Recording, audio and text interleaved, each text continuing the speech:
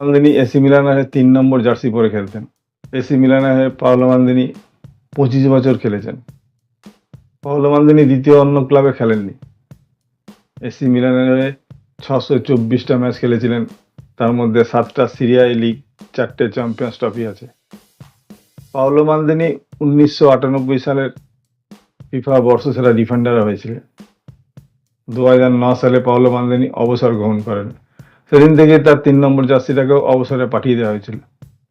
বর্তমানে AC Milan ঘোষণা করেছে পাওলো মালদিনির ২ ছেলে ক্রিস্টিয়ানো মালদিনি আর ড্যানিয়েল মালদিনি, এরা যদি কখনো এসি মিলানে সুযোগ পান তাহলে এরা ৩ নম্বর জার্সিটা পরে খেলতে পারেন।